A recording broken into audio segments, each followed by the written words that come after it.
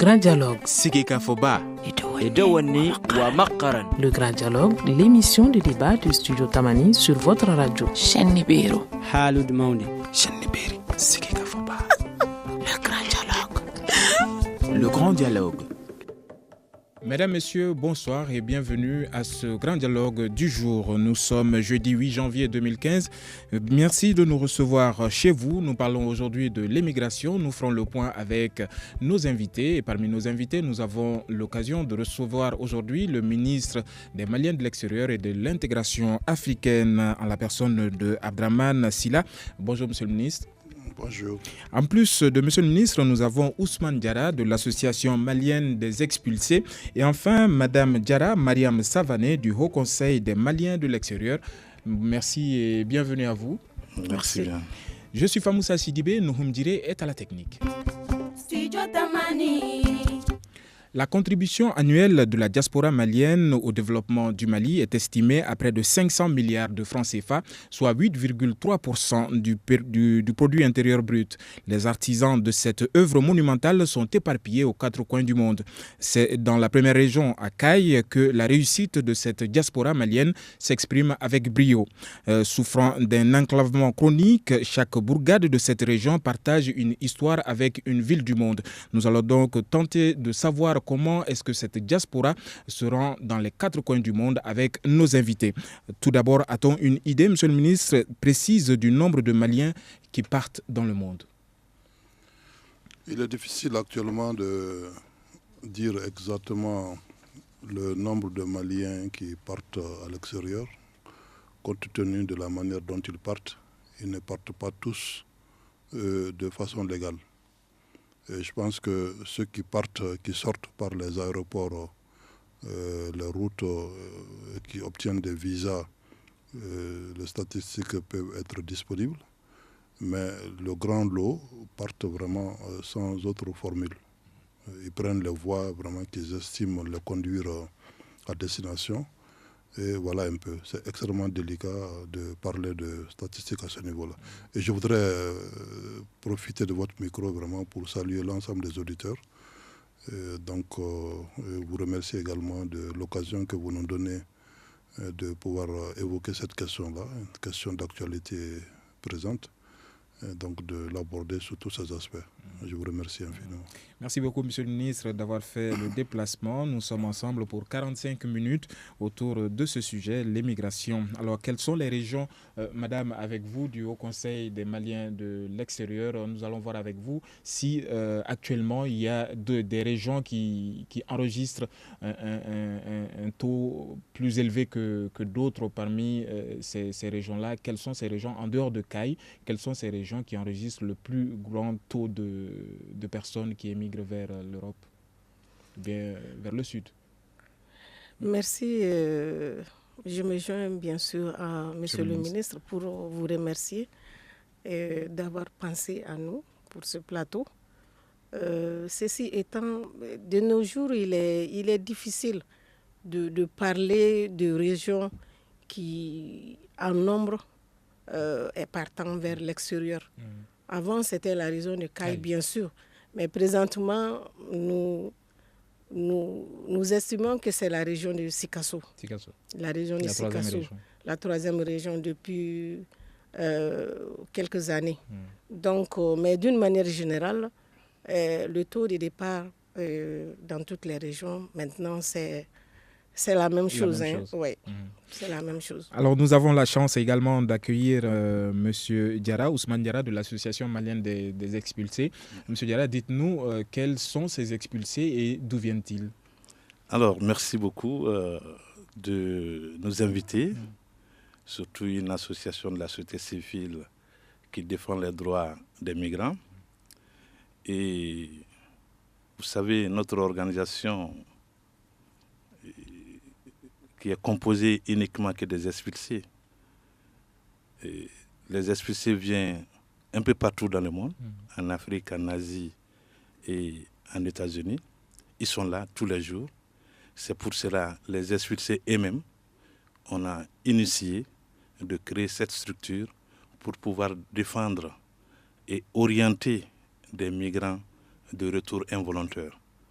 Et c'est une première association créée par les expulsés, je peux dire, dans le monde. Auparavant, quand même, il y avait des associations qui défendaient les migrants, comme le Haut Conseil des Maliens de l'extérieur, comme d'autres structures des ONG. Mais cette fois-ci, les migrants eux-mêmes, surtout des migrants de retour involontaires, qui viennent de créer cette organisation. Donc, pour vous rappeler, l'association est créée en 1996. Je vous rappelle, en 1996, il y avait beaucoup de Maliens qui étaient en France sans papier, et d'ailleurs qui étaient refusés dans l'église Saint-Bernard. Malheureusement, après tous les refus dans les églises, ils ont été victimes de l'expulsion vers leur pays d'origine. Aussi bien que l'Angola en 1996, Arabie Saoudite qui est toujours en vigueur, et les rapatriements volontaires des Maliens en Libérie à l'époque parce qu'il y avait la guerre. D'accord. Alors nous allons revenir vers vous pour cette question justement de l'Angola qui occupe une grande partie de l'actualité en ce moment. Juste avant, nous allons demander à Monsieur le ministre, 8,3% de contribution au produit intérieur brut, ce n'est pas rien. Dites-nous aujourd'hui, est-ce que vous avez un droit de regard dans la gestion de ce contingent africain-là qui vont s'échouer sur les côtes européennes? Je voudrais d'abord vous dire que 8% du PIB, ce n'est rien. Ce n'est pas rien, je veux dire, dans l'économie nationale. Vous avez parlé d'environ 500 milliards de francs CFA de transfert d'argent par an. Vous remarquerez et du coup que c'est supérieur, ce montant est supérieur à toutes les formes d'aide directe au développement que nous recevons. Ce qui traduit à la fois l'importance du rôle de la diaspora malienne à l'extérieur. Et quelque part, cela fonde aussi à croire vraiment que notre diaspora pense énormément à notre pays. Alors, cet argent, effectivement, est réparti à 80% dans les ménages. Dans les ménages. Ils servent à 80% à soutenir les ménages. Alors il y a 15% qui sont investis environ dans des infrastructures de développement, mais il n'y a que 5% qui revient à des projets productifs. Ceci est un souci que nous avons actuellement parce que nous estimons qu'il faut réorienter ces chiffres-là, faire en sorte que cette manne financière soit majoritairement investie dans la production. Alors, Monsieur le ministre, pour pouvoir produire tout ça, il faut bien pouvoir se rendre dans les pays européens ou bien dans les pays du Sud. Alors que là, il y a une barrière, il faut traverser cette mer qui enregistre, que certains considèrent comme un cimetière flottant. Quelles sont vos mesures, vous, au niveau de votre département, pour canaliser tout ce flux de migrants? Oui, c'est très dommage. C'est un souci majeur que nous avons au niveau de notre département. Vous remarquerez que notre département a pris ce problème à bras le corps depuis notre arrivée pour essayer d'arrêter autant que nous pouvons par les campagnes de sensibilisation que nous menons pour dire aux jeunes qu'on ne peut pas empêcher les migrations, mais il faudrait que les jeunes réfléchissent par les voies par lesquelles ils veulent s'émigrer. Je suis personnellement allé en Italie pour constater effectivement ce que représente ce drame. Et je ne peux pas vous dire ici combien j'ai été personnellement très émotionné par ce que j'ai vécu sur place. Alors pour dire aujourd'hui, ce problème, l'État et le gouvernement du Mali est en train de réfléchir sur tous les moyens possibles pour pouvoir apporter une solution à ce fléau. Je le qualifie de fléau. La première solution qui s'offre au gouvernement dans la méthodologie, c'était d'abord d'adopter un document. Et ce document de politique nationale migratoire a été donc adopté le 3 septembre dernier et qui comporte un plan d'action. Ce plan d'action, je pense que dès à présent, nous allons donc essayer donc de procéder à sa mise en œuvre. Nous travaillons ardemment et je pense que ce plan d'action s'articule sur un certain nombre d'actions majeures. Il s'agit de faire en sorte qu'il y ait beaucoup d'investissements dans les zones de départ pour créer de la valeur ajoutée, pour donner de l'emploi aux jeunes et éviter donc qu'ils ne partent n'importe comment à l'extérieur. Et une deuxième option, donc que ceux qui doivent partir, il faut qu'ils partent de la façon la plus légale possible et qu'ils soient aussi protégés par la manière donc de partir. Donc voilà, entre autres, ce document majeur. Mais je vous dis très sincèrement que c'est un souci que nous avons au niveau de notre département. Nous travaillons quotidiennement. Je viens seulement de recevoir, juste à la veille de la fête, une équipe qui avait déjà fait un tour dans le cercle de Nyoro, dans le cercle de Yelimane et dans le cercle de Kaï. Avant cette équipe-là, il y a une équipe qui avait déjà sillonné tout le cercle de Bafoulavé également. Sans compter nous-mêmes nos nombreuses sorties, un peu à destination de ceux qui les invitent à venir. Parce qu'il faut reconnaître que quand les jeunes vont, ils ont toujours une adresse en poche. C'est soit un frère, un cousin, un tonton qui les invite. Donc ceux-ci se trouvant à l'extérieur, nous-mêmes nous partons un peu vers eux pour leur dire vraiment de réfléchir. Vous avez parlé de cimetière. Cette Méditerranée qui est devenue aujourd'hui un cimetière flottant, c'est très triste. Effectivement, il y a énormément de noyades. Aujourd'hui, on parle de plus de 20 millions de personnes noyées dans l'océan. Le chiffre est faramineux, mais personne ne peut dire avec exactitude ce qui se passe.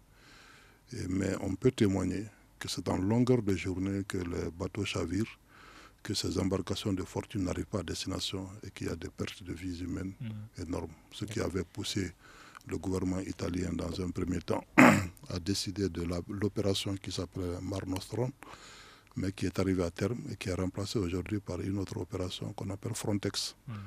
Donc, mais nous... En quoi visent ces projets? Mare Nostrum était très humanitaire parce qu'ils ont compris que les migrants venaient un peu chez eux, donc ils les accueillaient pour éviter vraiment des naufrages. Donc l'Italie les recevait.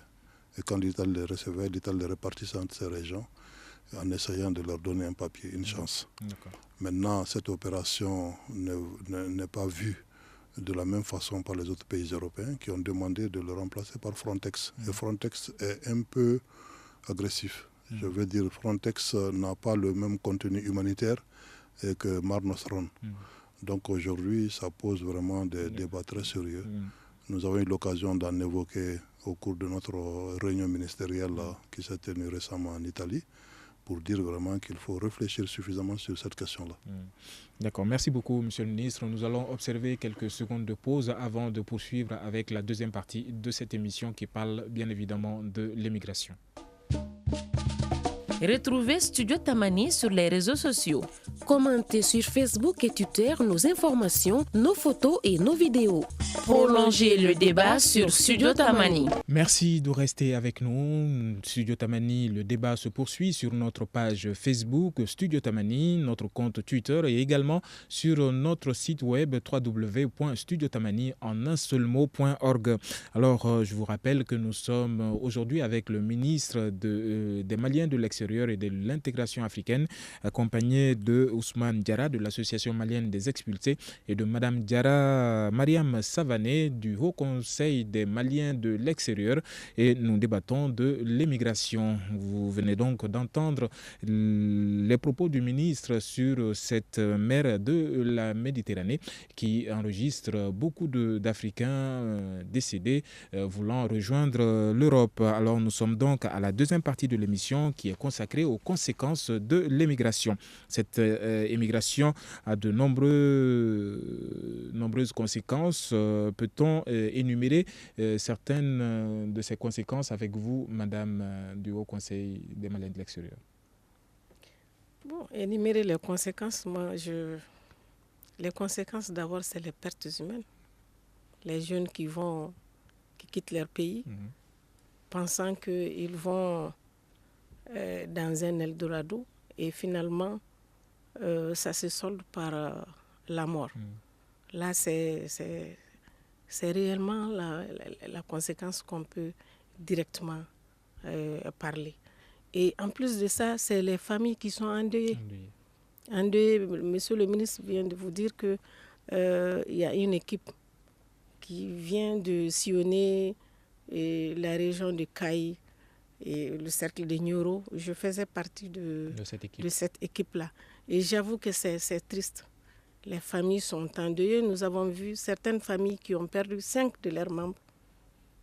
Alors, 5 jeunes disparus en un temps record, c'est très triste. Donc là, c'est une deuxième conséquence. Et ensuite, il y a même une conséquence économique parce qu'il n'y a plus de bras valides dans ces familles-là. Le jeune voulant partir pour chercher ce qu'il n'a pas, et ça se solde par un décès, donc ça crée un vide au niveau de la famille. Donc il y a un manque à gagner. Donc les conséquences sont vraiment... c'est grave. C'est grave. Donc nous faisons tout pour sensibiliser et au niveau du Mali et au niveau des pays d'accueil. Parce que dans ces pays d'accueil, quand même, nous avons une représentation des Maliens par le biais du Haut Conseil des Maliens de l'extérieur. Bien sûr, il y a les ambassades, mais la gestion de la communauté est confiée au Haut Conseil des Maliens de l'extérieur, qui est représenté dans ces pays par un Conseil des Maliens de l'extérieur. Donc, nous procédons aussi, bien sûr, par des sensibilisations, à dire à ces parents qui incitent leurs frères à les rejoindre, vraiment de chercher des moyens. On ne peut pas stopper la migration, on ne peut pas, mais de chercher des voies et moyens, aller en bonne forme, avec des papiers qu'il faut et sans aller se faire tuer sur la mer. Donc, la sensibilisation, elle est au Mali et dans les zones, dans les pays d'accueil. Voilà. Alors, nous avons un représentant d'une association d'expulsés, en la personne de Ousmane Diarra. Ousmane Diarra, dites-nous quels sont les programmes de réinsertion des expulsés au Mali. Bon, moi je pense que le Mali n'a pas, au niveau du gouvernement, je n'ai pas vu le programme de réinsertion des migrants de retour involontaires. Comme il y a des programmes des migrants de retour volontaires, il peut y avoir des programmes de retour involontaire, mais je n'ai pas vu d'abord. Aujourd'hui, on a parlé beaucoup monsieur le ministre vient de parler de Frontex, on est en train de parler de campagnes de sensibilisation à des migrants potentiels et leurs familles et l'entourage familial. Et c'est vrai, parce qu'il faut bien analyser la question de la migration. Aujourd'hui, si c'est Lampedusa, si c'est vers Ceuta et Melilla, il y a eu beaucoup de morts. Il y a eu des victimes, des Africains. Les causes de départ sont bien connues. Candidats à l'immigration sont bien connus. Et aujourd'hui, je pense que le pays d'accueil qui est l'Europe, qui a l'ère politique de la migration, aujourd'hui qui est échoué, parce que ça a causé beaucoup de drames, de pertes humaines, et que les gens viennent toujours en France. Moi, je peux prendre l'exemple. Nous, au niveau de l'aéroport de Bamako, et au sein de notre organisation, on a accueilli beaucoup de migrants expulsés de l'Europe. Mais au bout de quelques mois, ces mêmes migrants expulsés qui arrivent ici, au bout de quelques mois, tu le trouveras dans le même pays d'où il était expulsé. Donc on peut dire que la politique européenne est échouée. La coopération entre le pays du Sud et le pays du Nord doit être encore réfléchie parce qu'on a constaté les projets de développement. D'ailleurs, en 1997, il y avait même un projet français qui était dirigé vers la région de Caille, qui était le projet du développement. Bon, ça a été commencé, mais la suite a été comment? Il n'y a pas eu de suivi. Et aujourd'hui, on nous parle de projet de co-développement. Effectivement, la perte humaine, c'est très douloureux, comme madame vient de le dire. Mais ensemble, la société civile et le gouvernement, quelle réponse on doit donner? Quelle campagne de sensibilisation qu'on doit faire? Nous, la société civile, quelle dénonciation on doit faire vers le pays d'accueil qui ont l'air politique fermé, qui est en train de fermer. Le Frontex aujourd'hui a tué des milliers de personnes. On sait les pays tampons qui sont là pour fermer la porte de l'Europe. On sait les accords bilatéraux, les accords de réadmission, les accords de l'Union européenne et les pays ACP. Donc il y a plein de choses qui doivent être révisées pour qu'on puisse vraiment canaliser la migration vers les pays du nord ou du sud. Monsieur le ministre vient de parler de la politique nationale sur la migration. Oui, effectivement, c'est déjà présenté à l'Assemblée nationale, mais l'application doit être faite. Voilà, donc maintenant, je n'ai pas dit défaut directement, mais comment on doit faire l'application et quel sera le rôle de la société civile, quel sera le rôle du gouvernement, parce que nous aussi, on a fait de gros travail sur la migration. Une organisation qui existe pendant 18 ans. Bientôt, on va fêter notre 20e anniversaire. Donc, ça veut dire qu'on a beaucoup travaillé sur la question de la migration. D'accord. Alors, nous allons poser donc cette question au ministre qui est avec nous, Abdraman Silla, ministre des Maliens de l'extérieur et de l'intégration africaine. Monsieur le ministre, est-ce qu'il y a des programmes de réinsertion des expulsés involontaires au Mali? Je suis surpris d'entendre que le gouvernement n'a rien fait dans ce domaine-là. Alors, il y a la cellule de co-développement existe depuis 1998. Et il y a un accord signé dans ce domaine avec l'AFD, la France, qui injecte énormément de ressources, l'Agence française de développement, et même le gouvernement français, y compris tous les partenaires qu'ils ont autour d'eux, comme l'OFI, qui injecte beaucoup de ressources. Et ces ressources servent justement à intégrer les Maliens de retour. Et je crois qu'il y a plus d'une volontaire et involontaire. Oui, volontaire. Il y a plus d'une soixantaine de projets qui ont été financés par cette cellule-là, sans compter un peu toutes les formes d'assistance auxquelles la cellule est en train de faire face. Nous sommes en train de multiplier effectivement les possibilités à ce niveau-là, parce que tantôt il a parlé de notre politique nationale migratoire qui vient d'être adoptée. Le document n'a pas été encore ventilé. Donc sa mise en œuvre va reposer effectivement à la fois sur le gouvernement, mais sur l'ensemble des acteurs. Tout le monde est interpellé par cette politique nationale. Dès que la phase opérationnelle va rentrer en vigueur, je pense que nous aurons M. Diarra avec nous pour voir vraiment qu'est-ce qu'on peut réussir à faire ensemble. Je voudrais préciser la chose suivante. Vous savez, quand vous parlez d'émigration, nous sommes souvent très braqués par rapport à l'Europe. Aujourd'hui, l'immigration ne concerne pas que les pays européens. C'est ça l'erreur. Il y a évidemment un phénomène très médiatisé, c'est lorsqu'il s'agit de traverser la Méditerranée pour atterrir en Italie ou dans un pays européen. Mais nous oublions en même temps le grand lot de nos parents qui vont dans d'autres pays africains. Du Sud. Et ceci, évidemment, il faut le noter parce que lorsqu'on parle de plus de 4 millions de Maliens à l'extérieur, en Afrique, nous avons au moins les 3 500 000. Donc on a très peu par rapport vraiment aux pays européens. Donc c'est une question épineuse qui est préoccupante à tout point de vue. Tantôt, on a évoqué les conséquences de cette émigration. Il s'agit là plutôt de la forme irrégulière de la migration. C'est-à-dire que se cacher pour partir, se cacher pour entrer dans un pays qui nous pose des problèmes. Et c'est cette formule-là qu'il faut peut-être y mettre fin, parce que c'est ce qui amène les enfants à la mort. S'ils ne meurent pas dans le désert, ils meurent dans les eaux de l'océan. Donc c'est ce que nous dénonçons le maximum possible. Évidemment, il y a beaucoup de choses qui sont liées à cela. Il a perdu la perte des main-d'œuvre.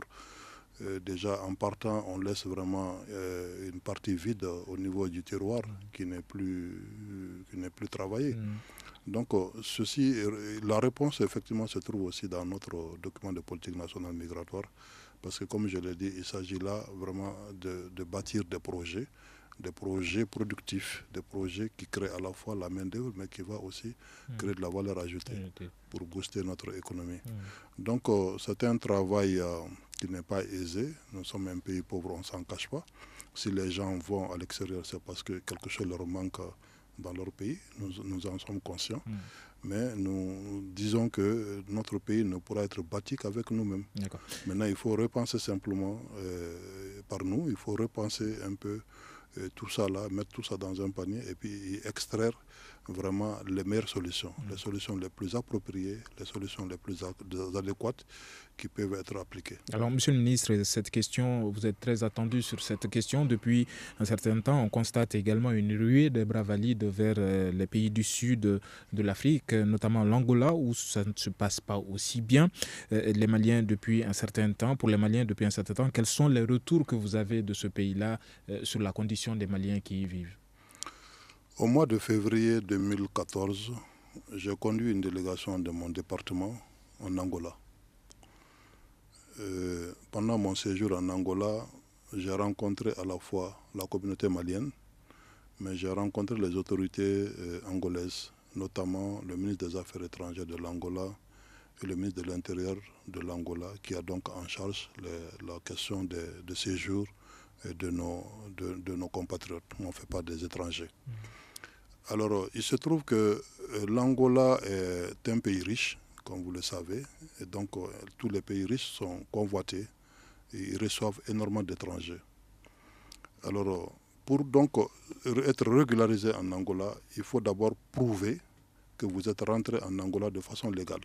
Il faut que vous bénéficiez d'un visa légalement obtenu, ce qui n'est pas le cas pour la grande majorité de ceux qui arrivent. Ils viennent un peu par les voies terrestres, ils viennent par les eaux, à partir du Congo, ils rentrent n'importe comment en Angola. Donc, ils ne peuvent pas remplir cette première condition. Et si vous ne le faites pas, vous n'avez pas droit à un séjour.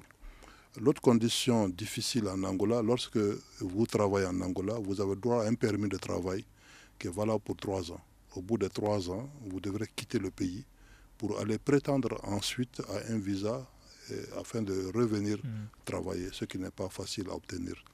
L'autre condition, l'autre difficulté, c'est aussi dans le cadre du regroupement familial. Vous pouvez être marié, votre épouse se trouve ailleurs, vous résidez en Angola, vous avez des papiers légaux qui vous permettent de vivre en Angola, mais lorsqu'il s'agit de faire venir votre épouse, ça pose problème. Donc l'Angola est un pays un peu délicat aujourd'hui en termes d'absorption de migrants. Nous avons posé tous ces problèmes-là avec le gouvernement angolais. Alors, il y a présentement une commission que nous sommes en train de mettre en place, une commission paritaire entre l'Angola et nous, qui va donc se pencher sur cette question-là.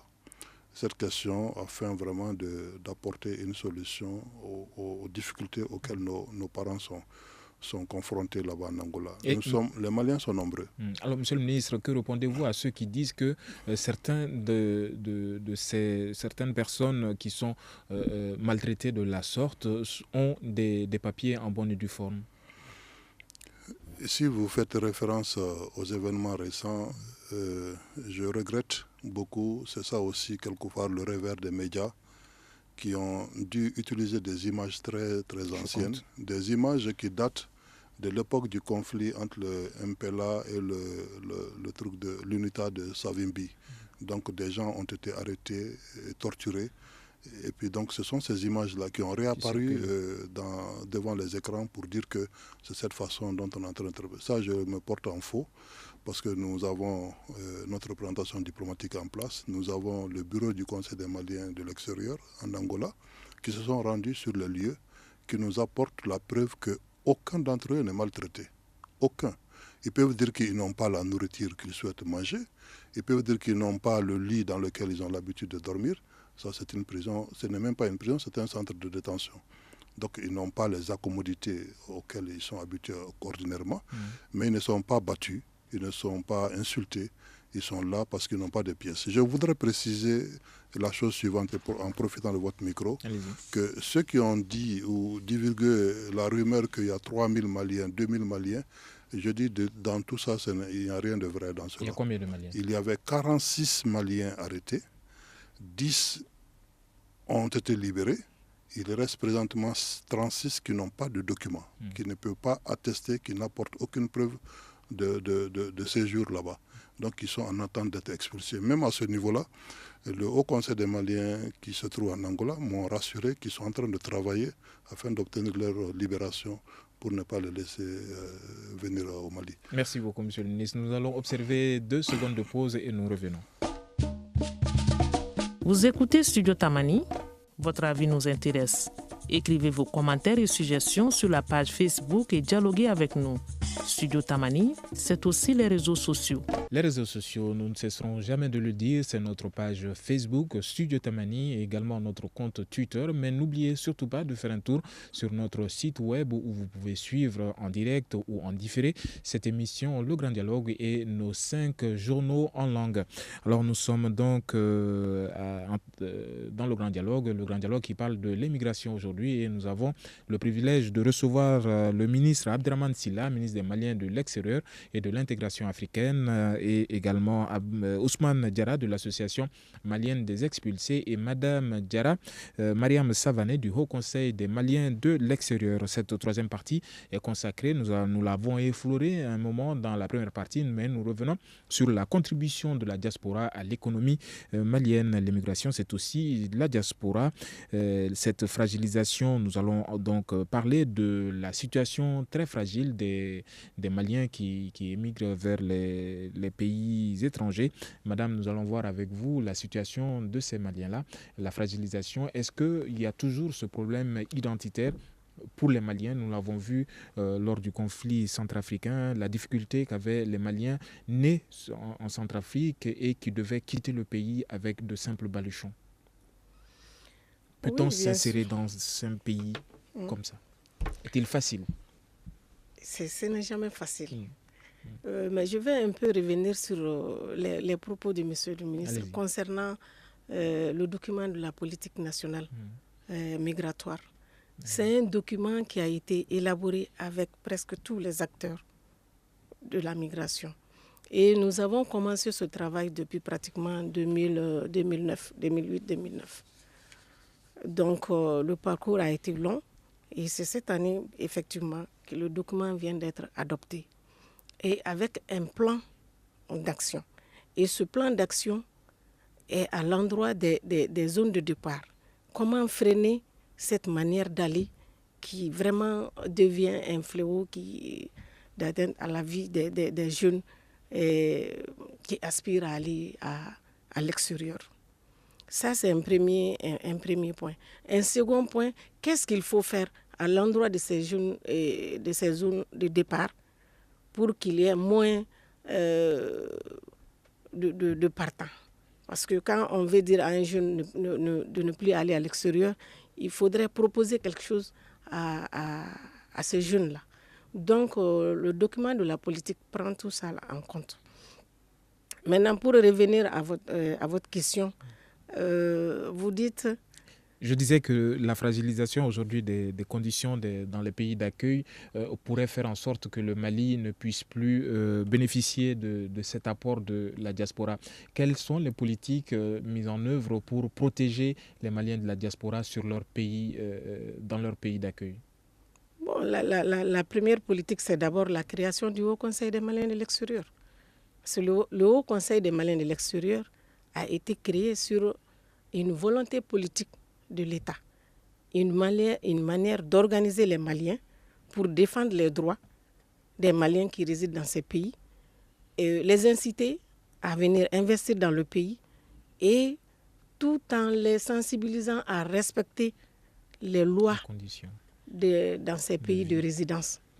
Là, c'est une première volonté de politique.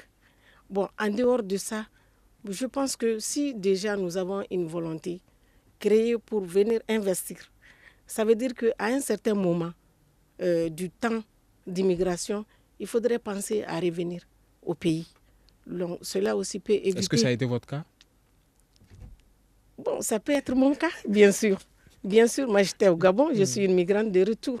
La migration, on revient à un moment donné, que ce soit volontaire ou involontaire.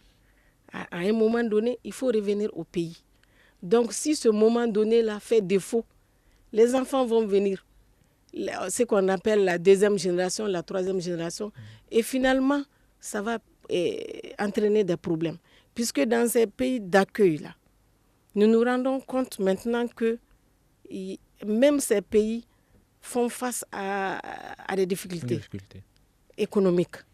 Donc, si toutefois, dans ces pays, un migrant et un ressortissant de ce pays, vous vous trouvez en face d'un appel d'offres de travail, la priorité est donnée aux ressortissants de ce pays. C'est ce que nous vivons maintenant dans ces pays-là. Et la migration au Mali, elle est sud-sud, c'est en Afrique ici. C'est en Afrique. Alors, comme l'a dit monsieur le ministre, 80% des Maliens de l'extérieur vivent dans les pays africains. 5% pardon, c'est en Europe. Non, 10% en Europe. Et le reste est à travers le monde. Donc, s'il y a une solution à prendre, la solution, c'est d'abord en Afrique. Avant d'aller les autres continents. Et même cette immigration irrégulière-là, qui défraie les chroniques, c'est parce que maintenant, les choses sont bien médiatisées. C'est la mondialisation. Sinon, auparavant c'était plus compliqué. Et beaucoup de Maliens sont morts dans les eaux entre le Cameroun, le Gabon, le Congo, RDC, l'Angola, etc. En Afrique centrale et australe. C'est des pratiques qui ont toujours existé, mais nous nous rendons compte maintenant qu'avec la médiatisation, tout le monde est au courant de ce qui se passe. Voilà. Donc, je pense qu'il faut que les Maliens résidant à l'extérieur comprennent qu'à un certain moment donné, il faut revenir dans son pays.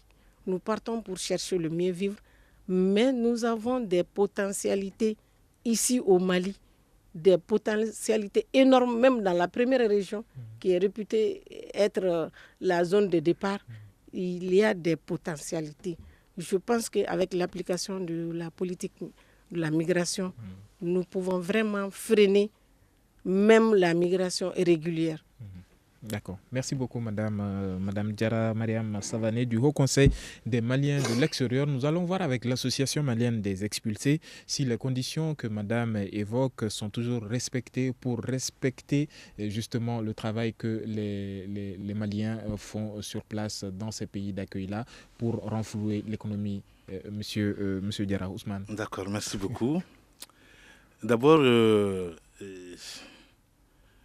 je viens de comprendre à travers le ministre, et je le remercie beaucoup, que des Maliens de retour involontaire sont pris en charge ou bien bénéficient de programmes de réinsertion.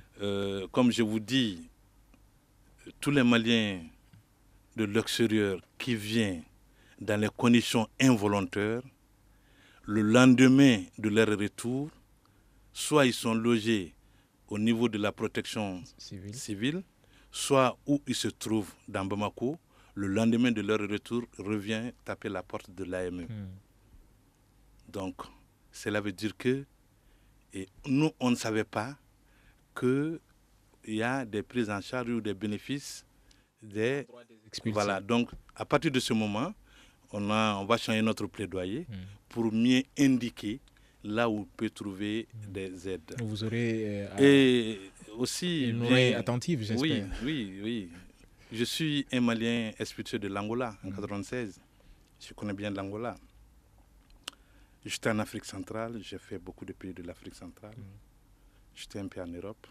C'est pour cela qu'on a eu l'initiative de créer cette organisation.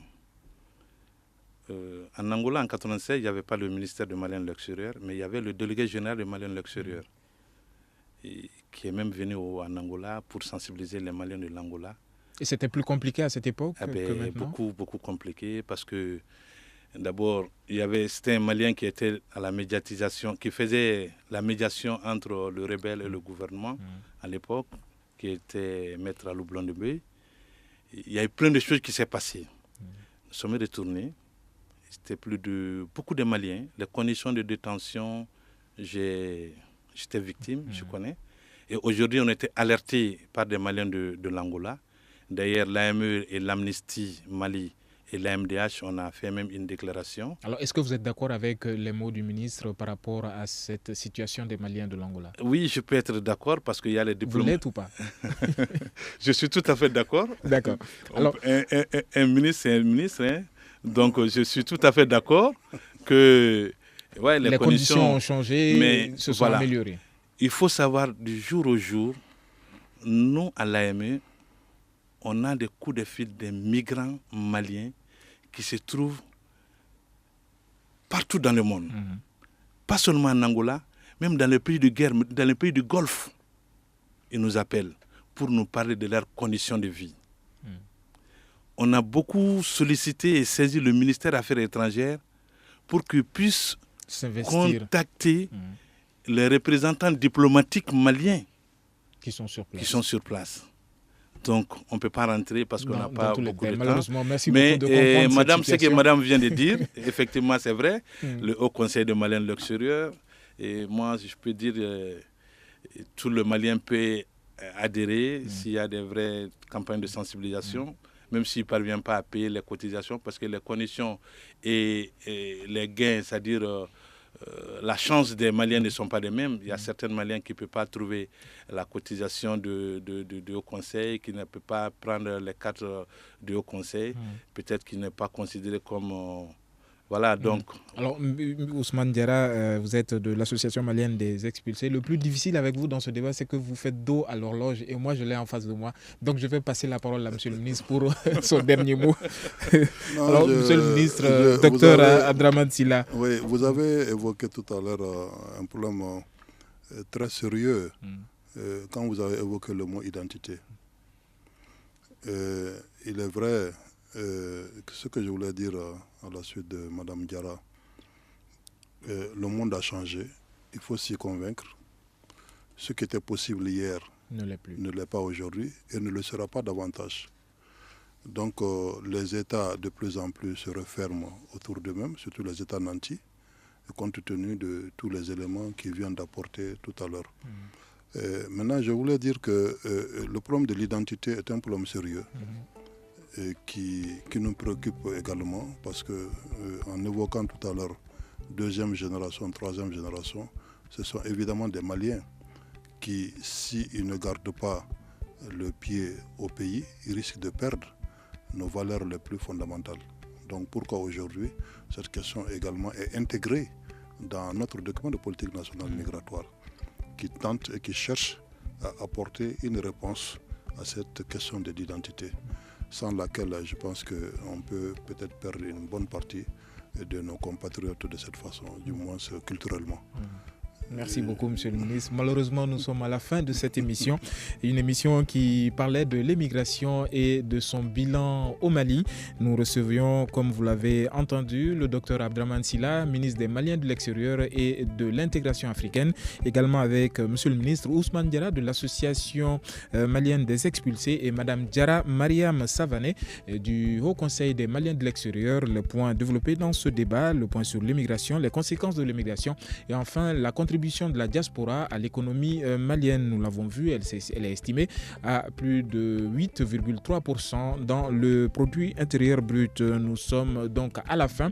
Je suis Famoussa Sidibé, Ousmane Diadje Touré a réalisé cette émission, Nouhoum Diré était à la technique et Salim Douara était à la régie vidéo. Nous vous disons à demain pour un autre débat.